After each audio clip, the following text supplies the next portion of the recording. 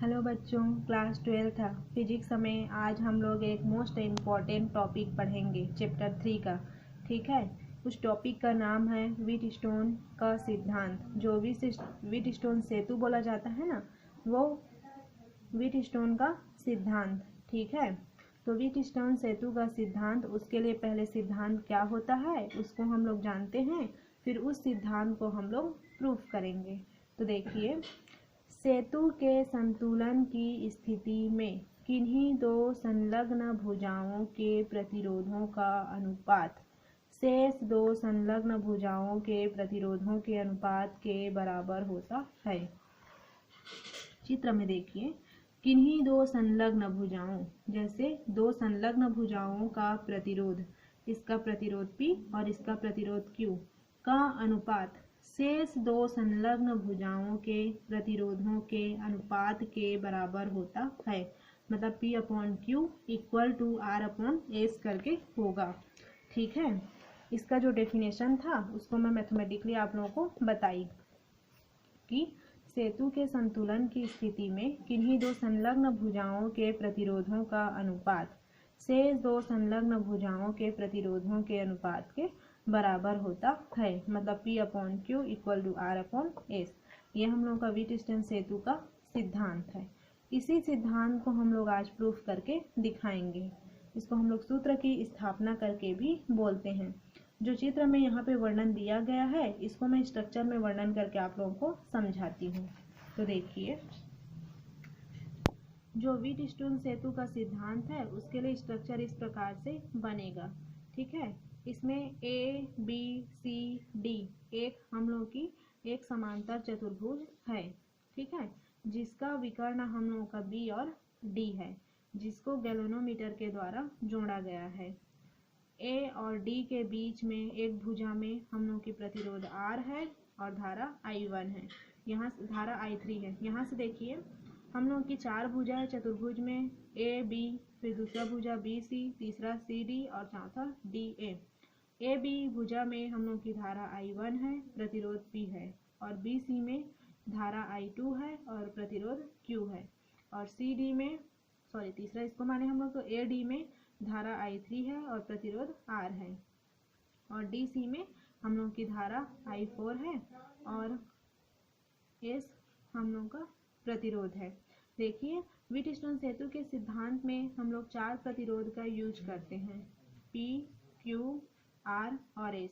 चार धारा है, I1, I2, I3 और I4। विकर्ण में एक गैल्वेनोमीटर है G, जिसकी धारा हम लोगों की क्या है, IG। इसमें जो विकर्ण है उसमें कुंजी K2 लगा हुआ है। और जो व्हीटस्टोन सेतु में समांतर चतुर्भुज है उसको हम लोग एक सेल के द्वारा जोड़े हैं और उसमें कुंजी K1 भी लगाए हुए हैं। देखिए, यहाँ से ऐसे करके ये सेल के द्वारा, और यहाँ से ऐसे करके जब आया तो एक कुंजी K के द्वारा आपस में जुड़े हुए हैं। आई होप आप लोगों को ये स्ट्रक्चर समझ आया होगा। अब ये स्ट्रक्चर, इसमें स्ट्रक्चर ये जो तीर का निशान है, यही क्वेश्चन को अच्छे से सॉल्व करके दिखाने में हम लोग को काम आता है। ठीक है, तो इसी के हिसाब से देखिए, इससे पहले वाले वीडियो में मैं आप लोगों को किरचॉफ या किरचॉफ का नियम बताई थी। प्रथम नियम और द्वितीय नियम, दोनों नियम का यूज करेंगे हम लोग, और व्हीटस्टोन सेतु के सिद्धांत के लिए हम लोग प्रूफ करके दिखाएंगे। तो देखिए, बिंदु B पर किरचॉफ के प्रथम नियम से, बिंदु B में रहे हैं किरचॉफ का प्रथम नियम। किरचॉफ का प्रथम नियम क्या था कि संधि की ओर प्रवेश करने वाली धाराओं का योग संधि से बाहर जाने वाली धाराओं के योग के बराबर होता था। किरचॉफ का प्रथम नियम था ना। तो देखिए, B की ओर जो जाएगा उसको हम लोग धनात्मक लेंगे, क्योंकि बिंदु B पर हम लोग किरचॉफ का नियम लगा रहे हैं, और B से जो बाहर जाएगा उसको हम लोग ऋणात्मक लेंगे। तो यहाँ पे क्या हो जाएगा, I1 धनात्मक रहेगा, IG और I2 ये दोनों ऋणात्मक रहेंगे, क्योंकि बिंदु B पर, मतलब बिंदु B की ओर I1 ही जा रहा है और B से बाहर IG और I2 बाहर है। तो यहाँ पे मेरा होगा I1 minus I2 minus IG। जो अंदर जा रहा है B की साइड ये अंदर जा रहा है, इसको इसलिए मैं I1 को पॉजिटिव ली हूँ, और जो IG बाहर जा रहा है और I2, तो दोनों को मैं नेगेटिव के सिंबल लगा के लिखी हूँ। Equal to 0। तो पॉजिटिव वाला एक साइड और नेगेटिव वाला एक साइड। इसमें जो धारा मापी G लगा हुआ है ना, उसकी जो करेंट है उसमें फ्लो नहीं हो रहा है, तो इसलिए उसका वैल्यू क्या हो जाएगा 0। तो यहाँ पे मैं IG का मान क्या रख दूंगी 0। अब देखिए I1 इक्वल टू I2 हो गया, इसको मैं एक इक्वेशन मान के छोड़ दी। अब जैसे बिंदु B पर किरचॉफ के प्रथम नियम लगाए थे, सेम वैसे ही बिंदु D पर किरचॉफ के प्रथम नियम से। अब देखिए बिंदु D, तो बिंदु D पर फिर किरचॉफ का नियम, मतलब अंदर आएगा उसको धनात्मक और बाहर जाएगा उसको ऋणात्मक। तो ये देखिए ये अंदर आ रहा है तो I3 धनात्मक होगा, IG भी अंदर आ रहा है तो ये भी धनात्मक होगा, लेकिन I4 ये देखिए चिन्ह है यहाँ पे, तो ये ऋणात्मक होगा। तो यहाँ पे देखिए I3 प्लस IG फिर माइनस I4, क्योंकि I4 बाहर जा रहा है। I3 का I3 रखी, IG का वैल्यू क्या है यहाँ पे 0, तो यहाँ पे मैं 0 पुट कर दी और I4 को इधर ट्रांसफर कर दी। यहाँ पे है मेरा I3 इक्वल टू I4, ये मेरा इक्वेशन नंबर 2। मतलब याद रखिएगा बिंदु B पर लिए तो एक इक्वेशन मिला, बिंदु D पर किरचॉफ का प्रथम नियम लगाए तो एक दूसरा इक्वेशन मिला। अब इन्हीं के बेस पे इनको सॉल्व करेंगे। अब आगे देखिए किरचॉफ के अब द्वितीय नियम का यूज करेंगे। द्वितीय नियम से बंद परिपथ ABDA में, चित्र में देखिए कि ABDA में किरचॉफ का द्वितीय नियम क्या था कि उसमें उपस्थित विद्युत वाहकों बल का योग उस चालक में उपस्थित धारा और प्रतिरोध के गुणनफल के योग के बराबर होता है। तो इसमें हम लोग का विद्युत वाहक बल नहीं है व्हीटस्टोन सेतु में, लेकिन धारा और प्रतिरोध तो है ना। तो यहाँ पे देखिए ABDA में स्ट्रक्चर में देखिए एक बार, एक बंद पास क्या लेना है ABDA, ठीक है ABDA में, इसको मैं यहाँ से लेते जाती हूँ तो I1 और P को धनात्मक क्योंकि दिशा चल रही है, फिर वहाँ पे IG और IG का G है प्रतिरोध, IG और G ये भी धनात्मक।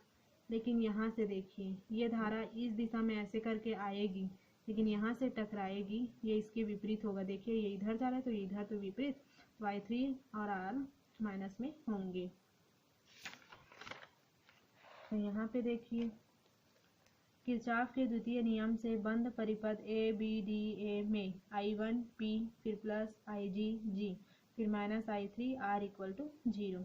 अब देखिए IG का वैल्यू क्या होता है 0, तो यहाँ पे इसको ज्यों करती हूँ, IG की जगह में 0 तो पूरा 0, फिर minus I3 R equal to 0। अब देखिए इसको ज्यों करती हूँ, इसको मैं पक्षांतर की तो इधर ऋणात्मक है तो इधर आके धनात्मक हो गया। ये मेरा इक्वेशन नंबर 3 है। किरचॉफ के द्वितीय नियम से अब देखिए सेम बंद परिपथ BCDB में, इसमें भी देखिए दूसरा बंद परिपथ क्या है BCDB में, BCDB में इसको भी हम लोग अंदर साइड से एक साथ लेंगे, ठीक है। तो B से स्टार्ट हुआ है तो इसको मैं धनात्मक लूँगी। ये देखिए ये इधर अंदर आ रहा है Q I2, फिर ये जस्ट अपोजिट हो गया यहाँ पे देखिए इसके हिसाब से, तो ये क्या हो जाएगा I4 और IS माइनस में होंगे और ये भी अंदर आ रहा है तो ये धनात्मक होंगे। नहीं, इस चिन्ह के हिसाब से देखते हैं, ये सीधा ये उल्टा ये उल्टा, ये दोनों ऋणात्मक होंगे और ये धनात्मक होंगे। यहाँ पे देखिए किरचॉफ के द्वितीय नियम से बंद परिपथ BCDB में I2Q minus IG G minus I4 S equal to 0, ठीक है। जो बोली उसी को लिखी हूँ। IG का मान फिर से 0 होगा, तो यहाँ पे देखिए इसका वैल्यू 0, तो ये तो खत्म ही हो गया। ये मेरा बचा, यहाँ से हट गया 0 तो ये ही बचा। अब देखिए इसको मैं ज्यों का त्यों रखी और इसको इधर पक्षांतर कर दी, तो ऋणात्मक है तो इधर आके धनात्मक। अब देखिए जो हम लोग को क्या प्रूफ करना है P/Q करना है ना, और R/S। तो समीकरण 3 में समीकरण 4 का भाग देने पर, समीकरण 3 में समीकरण 4 का भाग देने पर, तो यहाँ पे हो जाएगा मेरा I1P upon I2Q, I1P upon I2Q है, ठीक है। फिर इसमें I3R हो गया, फिर बटा I4S। अब देखिए मैं समीकरण पहला और दूसरा में क्या निकाल के रखी हूँ मैं कि समीकरण पहला में निकाली हूँ I1 बराबर I2 और समीकरण दूसरा में निकाली हूँ मैं I3 बराबर I4। तो यहाँ पे मैं क्या की I1 बराबर मैं I2 रख दी, फिर ये I2 क्यों नीचे का ज्यों का त्यों है ना, ऊपर में बस I1 के जगह मैं I2 रखी हूँ। इसमें भी देखिए समीकरण 2 में क्या है I3 का वैल्यू I4 के बराबर है, तो यहाँ पे I4 R रख दी, आई नीचे ज्यों का त्यों। यहाँ पे देखिए I2 कट जाएंगे, यहाँ पे I4 और I4 कट जाएंगे, तो यहाँ पे बचा P upon Q equal to R upon S। यही हम लोग का क्या है व्हीटस्टोन सेतु का सिद्धांत है। कब? जब समांतर चतुर्भुज लेंगे उसके संतुलन की स्थिति में दो संलग्न भुजाओं का प्रतिरोध शेष दो संलग्न भुजाओं के प्रतिरोध के अनुपात के बराबर होता है। ये हम लोग का व्हीटस्टोन सेतु का सिद्धांत हो गया। आई होप आप लोगों को ये वाला क्वेश्चन समझ आया होगा। व्हीटस्टोन का सेतु किरचॉफ के नियम पे बेसिस है। यदि आप लोगों ने किरचॉफ के नियम का वीडियो नहीं देखा होगा तो उसको पहले देखिएगा, फिर ये वाला क्वेश्चन आप लोगों को समझ आएगा। तो आज की वीडियो में इतना ही रखते हैं। Thank you.